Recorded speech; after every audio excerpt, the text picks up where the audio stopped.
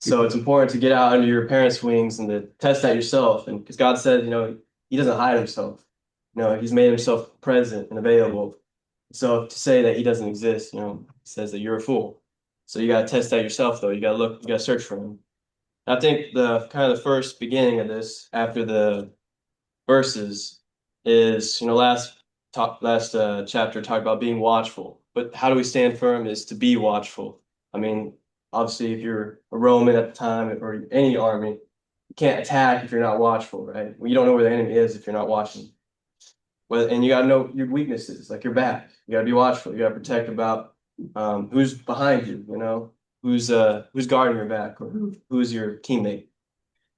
And as we move along down page 82, in short, take sin very seriously.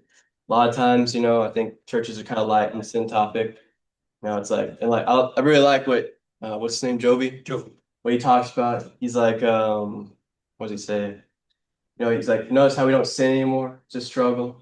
I think it's very important. A lot of times we think, are we really fighting this battle, or are we just saying that just to kind of hide under that? Are we sinning, or do we actually need to turn to that and say, okay, I see where I am, Lord, you pointed out my mistakes.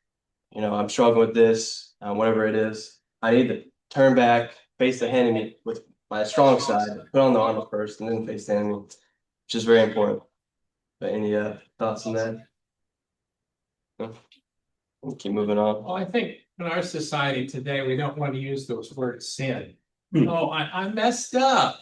Oh, yeah. I didn't mean to do that. Oh, well, it's a little thing, and it's no big deal. I mean, everybody does.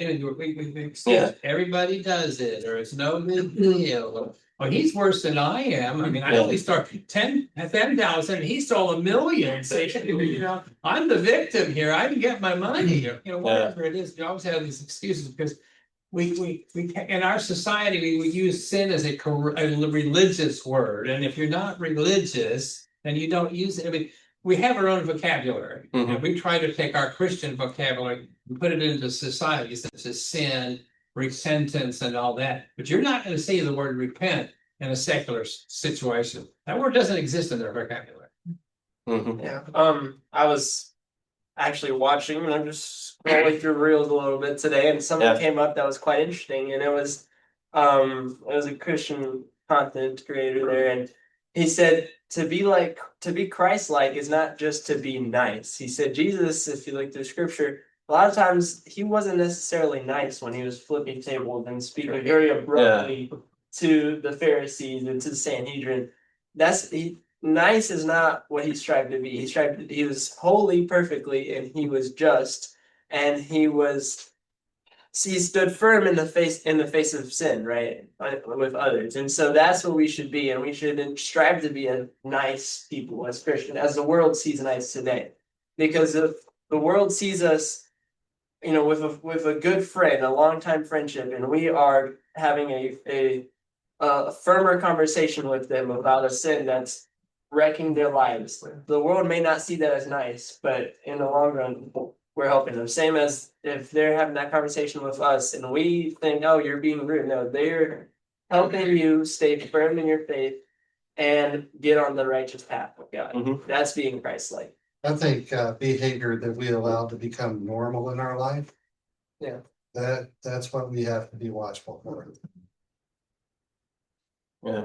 What type of behavior would you say? Well, it could be anything from looking to something inappropriate on the internet to the way you treat people. Just a broad range of things that becomes normal to you. So then you don't look so harshly on it. Yeah, I like that. I'm gonna keep moving down a little bit, but kind of building off what y'all saying. But in this part, page 89, kind of in the middle, it says the writer of Hebrews gives this in two different categories of things to mortify. Mortify, like to put to death, or likes to kill. Kind of way he talks about that earlier on, I think. But first, he says to lay aside every weight. I don't he says, I don't love that translation. Lay aside, it's kind of passive, it sounds like. So I kind of like what he's saying here. It says, make it sound like laundry or something. Better translation is, get off me, get that away from me. And like, I can't remember the name, who ran from in Egypt, who was tempted by Pharaoh's wife, or the wife of Joseph. But he ran away, he said, get away from me, because he knew the devil was there, he's trying to get at him. But he said, no, he didn't flirt with it. He didn't be like, hey, very nice of you, no, he ran away because he knew he would have fought. That's, we're men. It's not easy for us. So he got away from that. So just things like, I'm gonna move down the page. The thing, it could be a morally neutral thing, but in your life, it's not a good thing. What is in your life that is not a good thing that other people may be neutral to? Like he talks about, I think, beer or something like that, drinks. Maybe it's having a beer in the fridge. Some people can do that, some people can't. Some people they relapse and then they get stuck in that. I don't know. Maybe it's Mexican food after a Sunday evening church. I mean, Oh, no. that could be a serious thing. I'm in trouble now. I know we all love that. I work at Lupe Tortilla, the best Mexican place in the world. But food, that could be a struggle for people. Gluttony is a sin. Pornography, I don't know, whatever, your phone, he talks about switching to the flip phone. Maybe that's important. I mean, how many times do you actually need to look at YouTube? Or look at those things you look on the phone when you can just use a flip phone. So that's a good idea. Because, pornography is one of the only things I think he talks about is to flee from. Everything else you fight, but when it comes to pornography, you flee, which is important. But yeah, how are you, battling these things? Are you flirting with it? Do you allow it in your life and you just never really thought about it, or do you, just forget? Yeah, just forget about it, leave it to the side. Everything else you work on, but when it comes to that one thing, you just kind of keep it there. Right there at a, quote unquote safe distance or whatever. But are you really finding that? How neutral is that? Any thoughts to that? Pornography and lust. Yeah, I think it's a big one. I mean, I probably assume that most men, I mean, the whole, most men, it's like 70 or 80, 90 some percent men, on this planet have seen that, one way or form. But, those are God's daughters, as he talks about. It's very important. It's a struggle, but we got to understand these are God's children, and a lot of those situations aren't really, good situations. But I'm gonna keep building off that. He says, do not pet sin. It's not tame. We don't tame sin. We kill it. We put to death. Not Jesus. God told the Israelites many times to genocide. These people, and they didn't listen. They kept. Maybe it was the women or some of the other stuff around, the gold, silver. I don't know. And what happened? They got corrupted. They turned away from God. But Jesus said, it's kind of an extreme metaphor, but Jesus said, not Jesus, God meant that because he wanted to get that evil away from them. So are you putting to death the evil? Are you killing it? Are you saying, get off me, fleeing from it, whatever it is. But sin is like an apex predator. I mean, you don't go up to a bear and say, you got some honey for me? No, he's gonna eat your arm off, he's probably gonna eat your whole face off. I don't know. But you don't play around with that. It's not something we can just, and at church we're like, oh, that's that sounds good. But how are you at home? Do you go home and whatever things you look at, eat, do, I don't know, drink? Are you playing around with it? Are you playing around with that apex predator that could take away your life, price, or whatever it is? But what things are you working on to keep away from that? Keep moving along. The devil, he's a prowling lion again.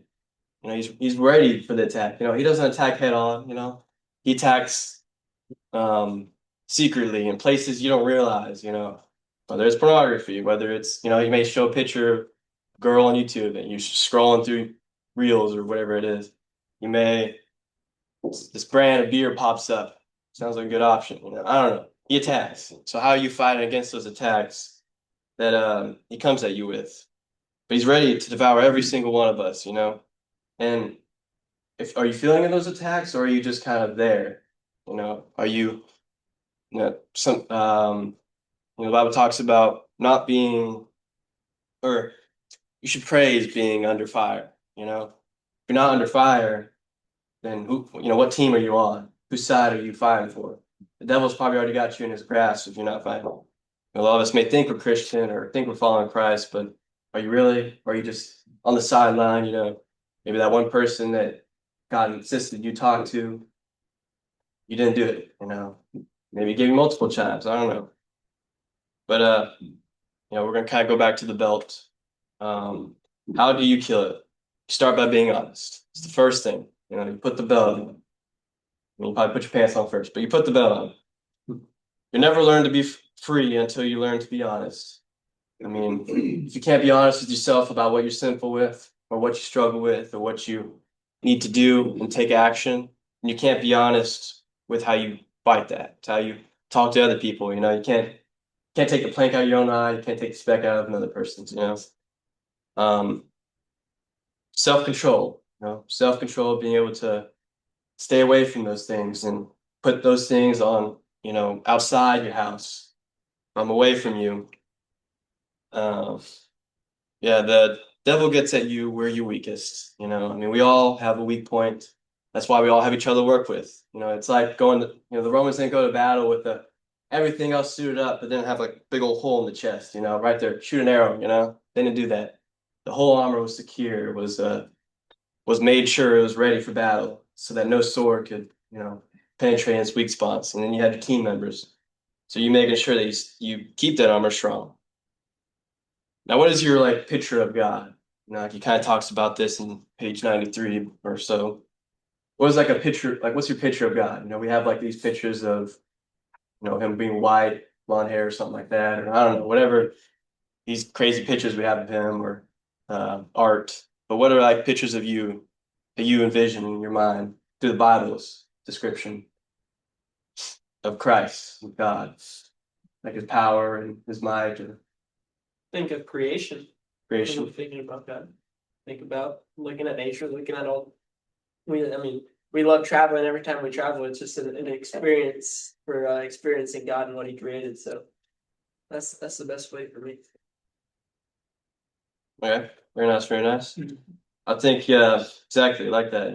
He's creates things very beautifully, very articulately designed to make us sure that he shows us that we are valuable, that we don't have. It's not like we're not worthless, but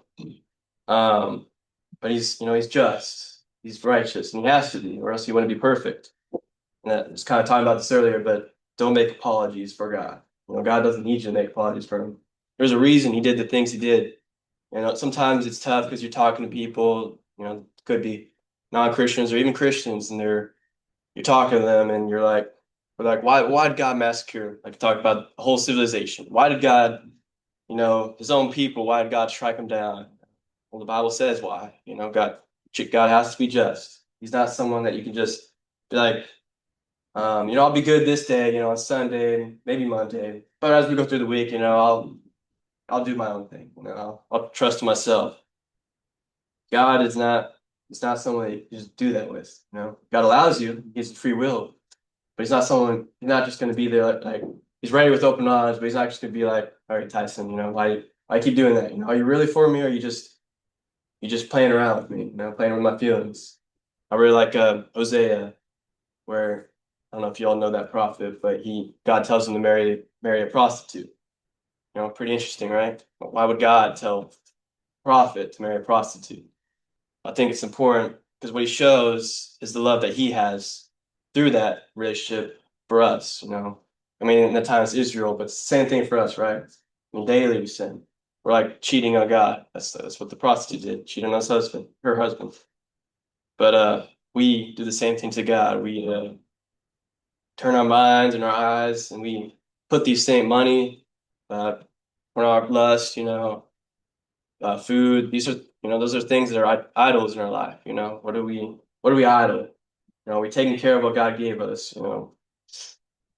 But that's, and I just like, if you ever get a chance, it's a good prophet to read. Because God's keep going back, keep just like I do, just like he does with open arms. He punishes us sometimes, and as we should with children, or as our father should have done to us, but he still loves us. I'm going to read a verse right here, John 10:10. The enemy comes to steal, kill, and destroy. you don't believe, and if you don't believe that there's an enemy trying to steal your hopes and dreams, then basically he's already done that. Like I said, kind of mentioned earlier, if you're not being attacked, if you're not being fought with, then you might have already lost the battle. You're already there on the enemy side of the trenches. Then, any thoughts on? Hey, I know I said a lot. in that previous section, I like what Joby was introducing to us about. Yeah, there are beautiful descriptions of God and all the blessings that He brings in His life, but God is also, and so was Jesus. He's a warrior, and that ties into the the armor of God. Yeah. God is a warrior. Jesus was a warrior. He had to be in battle to fight the spiritual warfare that he was fighting. So we shouldn't expect that to be any different, right? Because we are battling against a silent, maybe not silent, but unseen enemy, right? It's unlike a real war, where I'm, if I'm fighting a battle for a country or whatever, the enemies are they're uniformed, or they're recognizable under a flag. The Satan and his minions are not. They're silent and unseen killers, and they work through your mind and through the influence of the world. So that's a totally different battle. So you gotta use a different set of defensive and offensive weapons to fight that war. And there is no man who's capable of doing that without the Holy Spirit, without Jesus. Exactly. So, to add on that, when you were, especially when you were talking about the apex predator out to get us, that kind of reiterates the importance of having small groups, like we were saying. I mean, if you're hiking, in the signs, you read the what to do when you're hiking. It says if you're approached by a mountain lion, don't separate, stay as a group, right? And that's the one thing, is that if a predator sees you in a big group, he's most likely to leave you alone. And so that reiterates the importance of these small groups that we've been talking about and stuff. Exactly. When is They pick out the weak ones. Well, yeah, then better do a push-up contest before y'all start that. So they can run fast. Yeah, that's too. You're in the back. Yeah, we're not a one-man army, like Nicholas said. I think what happens sometimes, we talk about what would Jesus look like. Okay. Yeah. What many times what we do is we compare the outward physical appearance of somebody as if they're tough or a wuss. Yeah. Okay. But I can be the world's worst wuss and have all the muscles in the world, or the opposite. I can look like this stupidest, idiotest person, and guess what I am?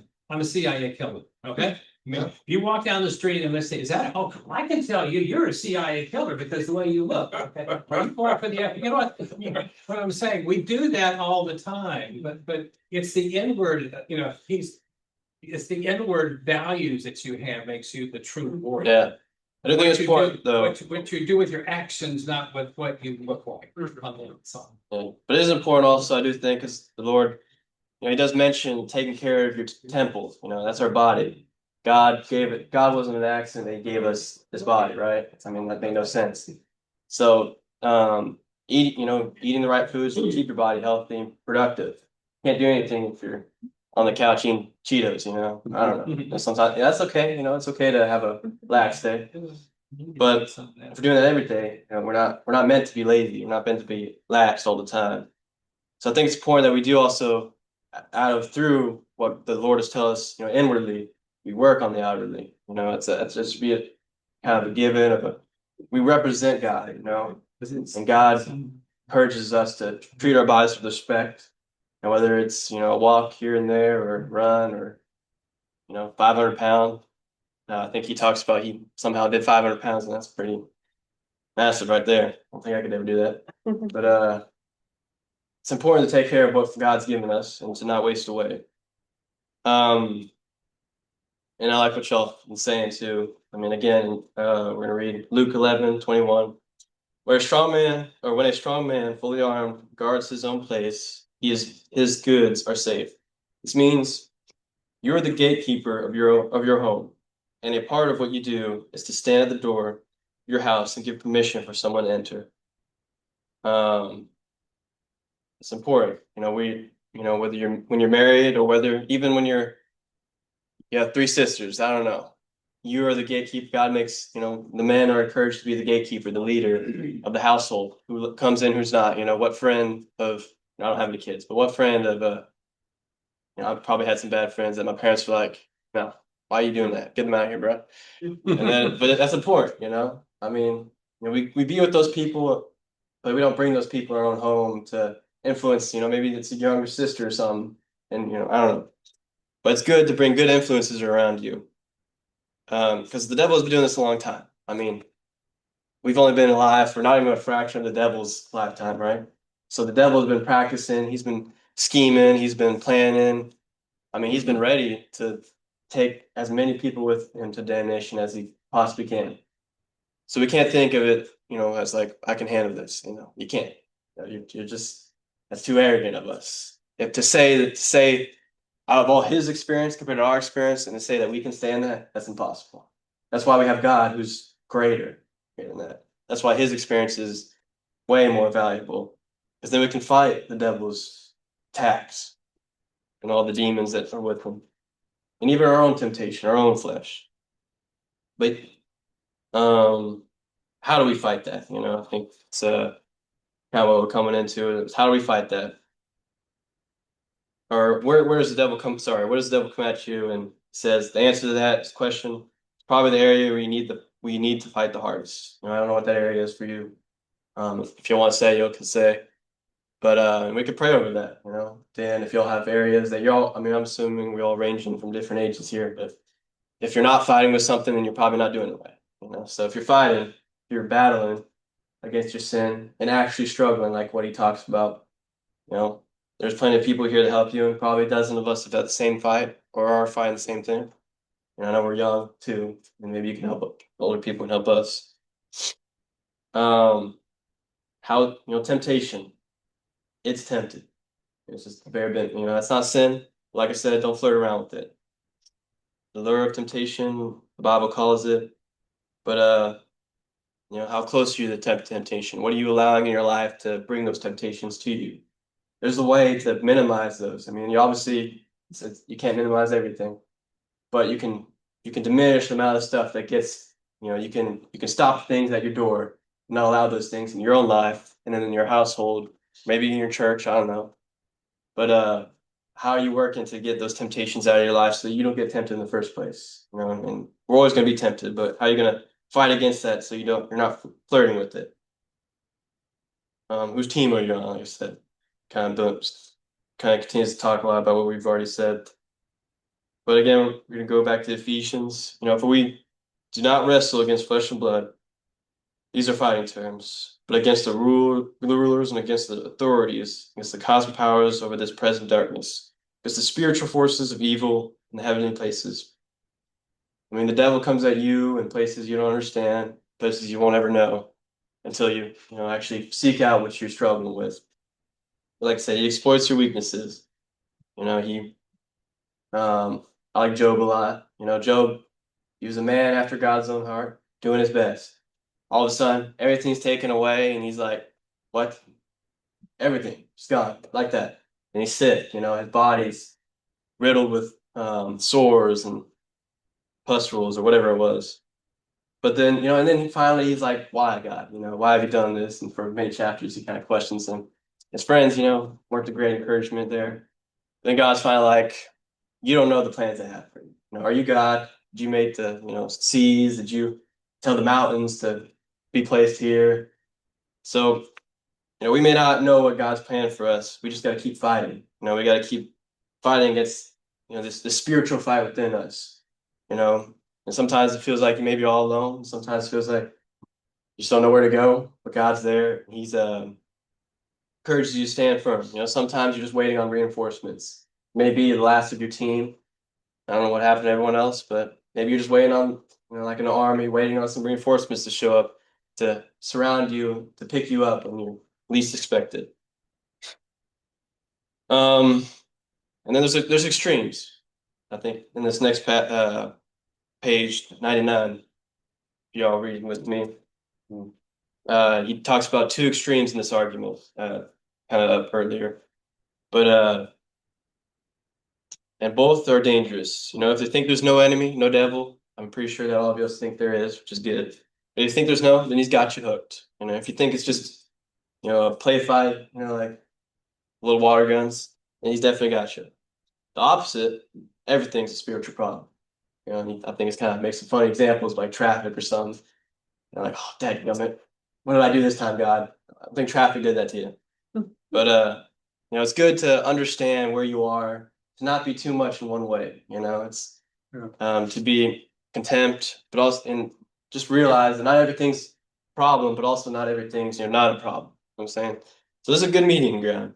I want to make a comment about what he was saying there. One extreme, is not believing there's a devil at all, and then you're definitely hooked.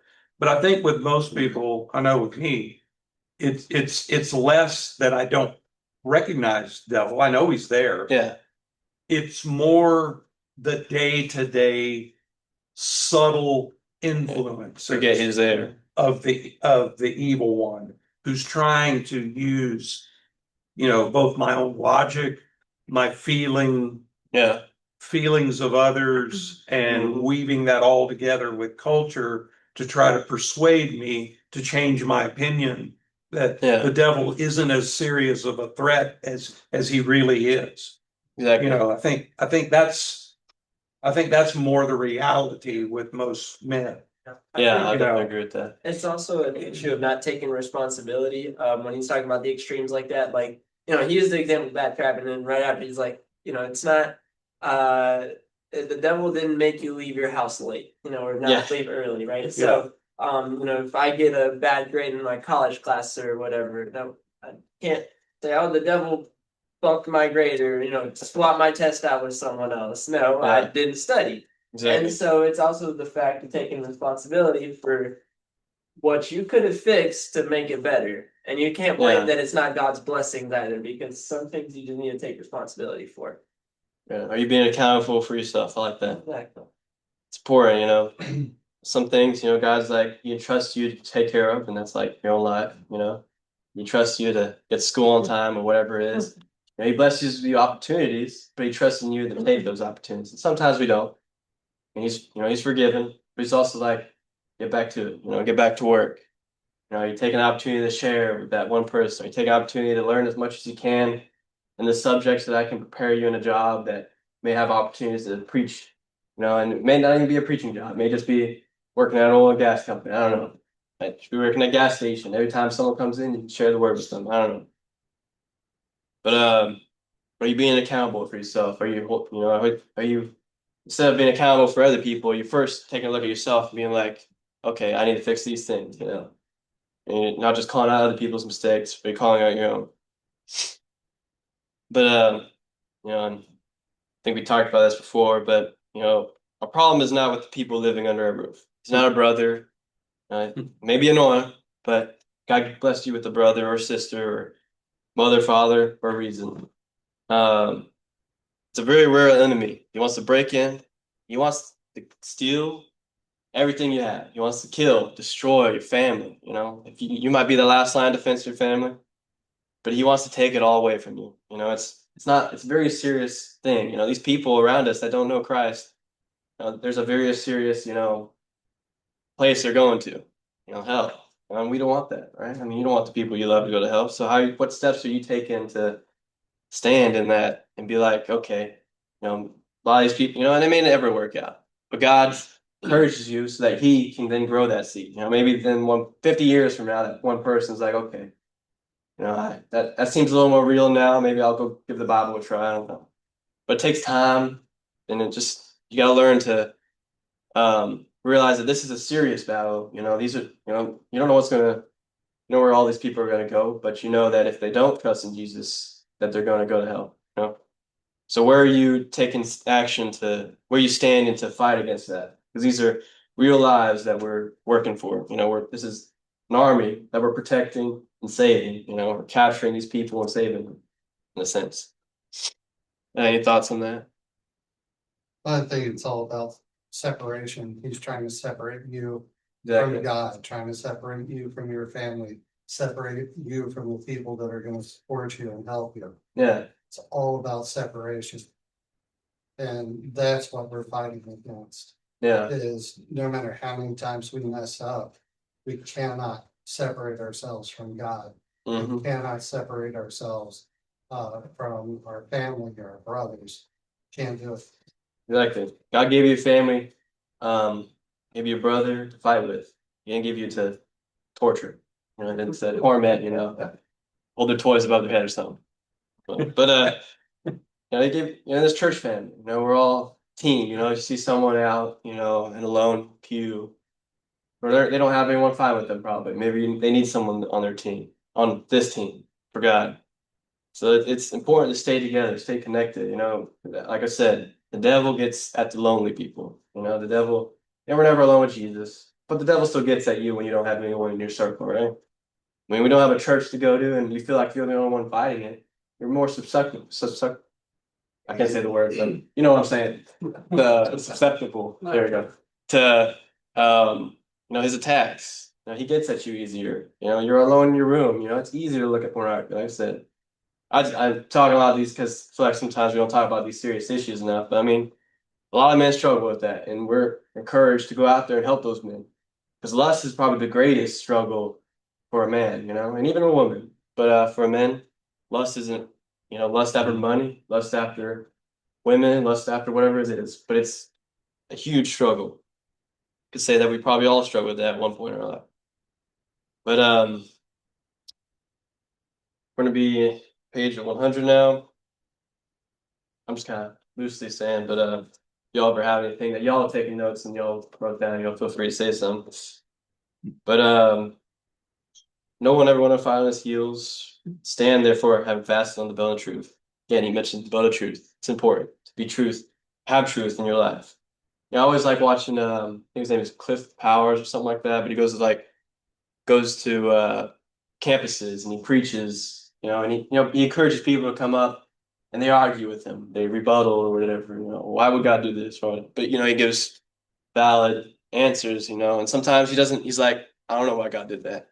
But I trust in him, I trust what the word says.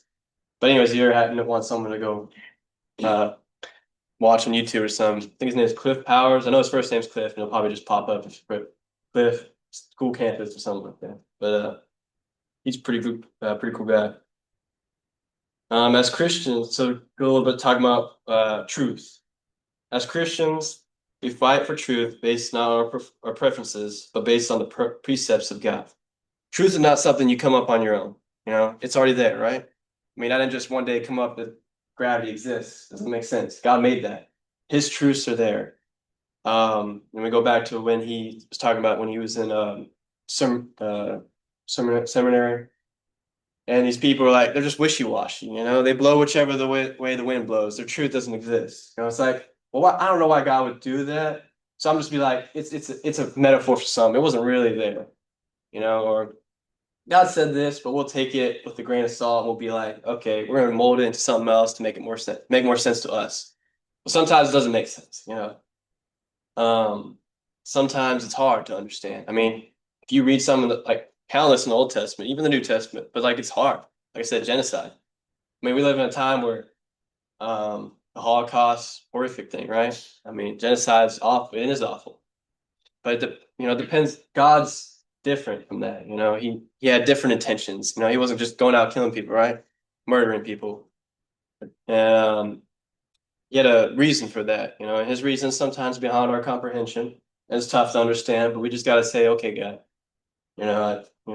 whatever this thing you did in my life, I don't understand. If I'm gonna keep fighting, I'm gonna stand firm.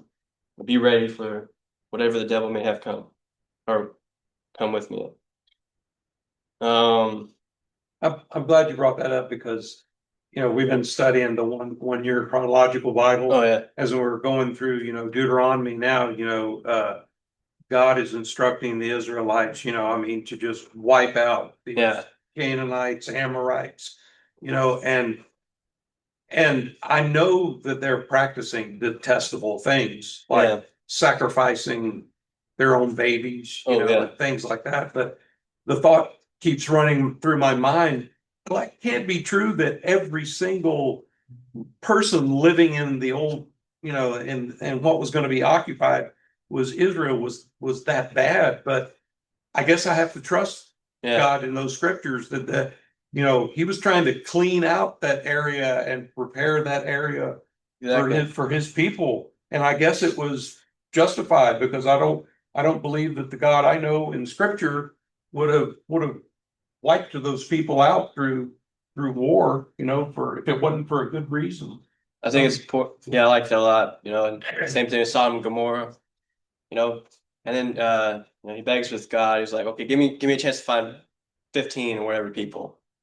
Well, God says, okay, I'll give you a chance. You find 15 good people among them, I won't burn them down. I won't send, I won't destroy them. Well, then he says, can I find 10? Can I find 5? Right. Sometimes you just gotta trust that God, he sees it all, so he knows. And he knows that when it's probably likely that whole nation may not have whatever turned to God, and that's why he had to do that. But God is just. We can't argue with that. We can't change our own. We can't manipulate that. We can't just say, well, God did this, but I'm not going to believe that. That's not how it works. He's all this. We have to trust him, whether we like it or not. You have to, I think, and this is taking me my lifetime to kind of understand this, but my idea of justice is not God's idea of justice. My idea of mercy is not God's idea of mercy. He has his reasons. You can look at, as we say, he was mentioned going through the chronological Bible. God sent plagues on Egypt. He did all these things. And what did the Israelites do, even with that? Oh, they go tricksy-trotsy off and marry warns them about Canaanite women or whatever. Because believe me, your wife has more influence on you than you can imagine, especially if you're not married. And, even Solomon, the wisest man who ever lived, short of Jesus, fell to those influences. So God is saying, we got to get those influences out of here. And even then, it took being sent back into captivity for them. Historically, biblically, the Israelites did not become really monotheistic until after they were sent to Babylon. It took that after all this. So that's how we are. Human condition. Yeah. We got about 7 more minutes. I'll speed it up. I'm almost done. So like Hal can build off what he said, but we are faulty. We're human beings. God understands that. That's why he's merciful. But some people struggle a lot with their identity or whatever. Like where do they get their identity from? Now, as Christians, even now we struggle with that too sometimes. But we should know that we get our identity through Christ. God, he fills that hole that was empty. And we should stand firm in how God made you. Some people struggle with how God, made them. I don't know whether he made you with one arm or 2 toes. God made you the way he made you, and he's still the image of God. And for women, it's the likeness of God. So we should be thankful. We should be grateful. We should be blessed. And for us that have all our limbs and have our body parts to be able to do the things that God intends to do, we should use those things to move, to take action. But it's important to understand that these people, that everyone is made in the likeness, made in the image and the likeness of God.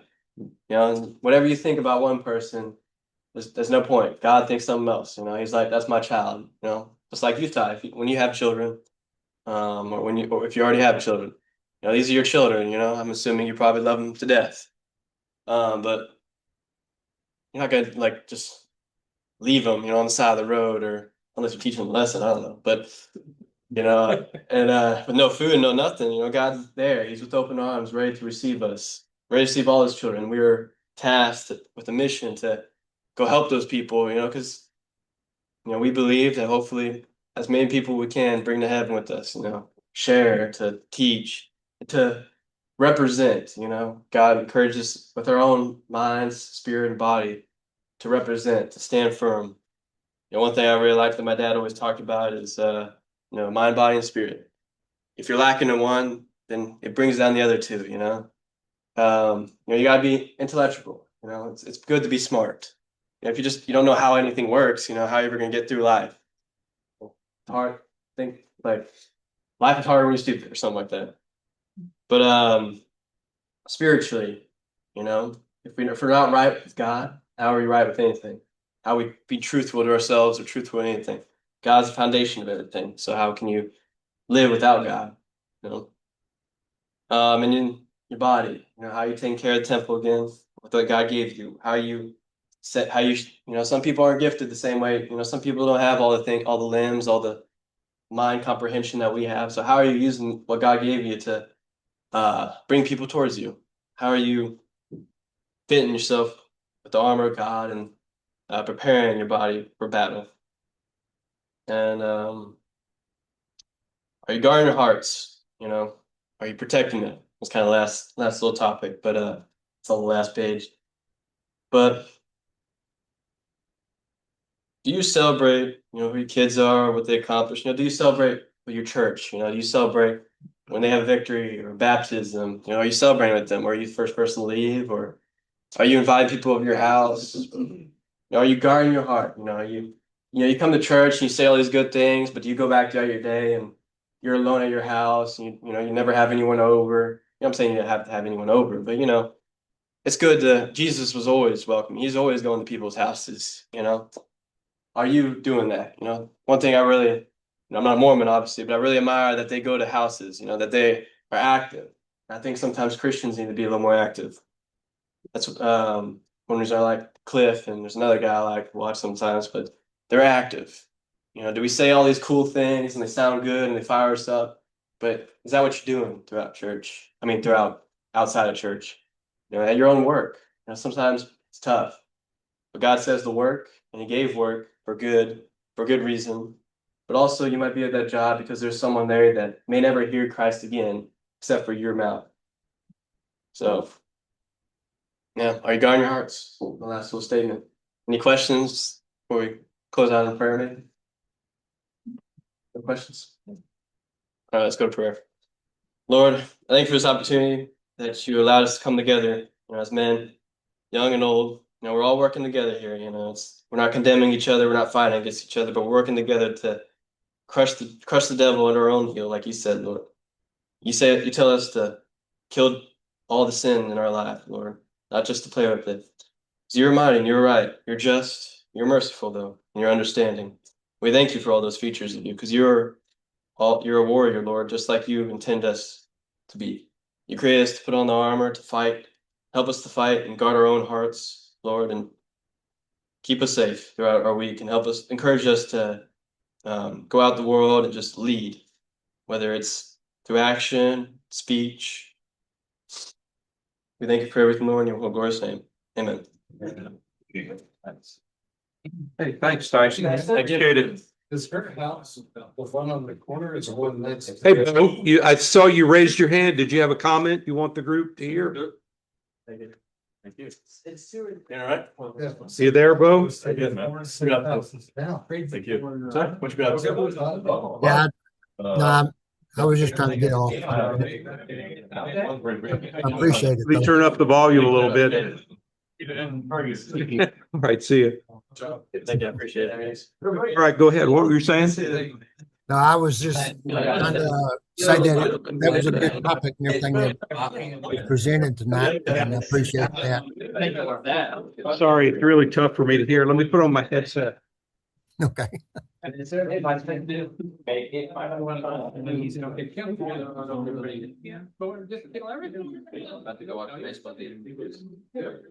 No, I wouldn't get no need surprise. Like right after. Very angry. Can you hear me? Yeah, I can hear you. I was just going to close out, but I wanted to say that I appreciate the lesson that was brought tonight, and I thought it was very interesting and very good for the young man to speak on what he was on his heart and everything. So it was good. I enjoyed it. It's really tough for me to hear you, Bo. I'm gonna have to.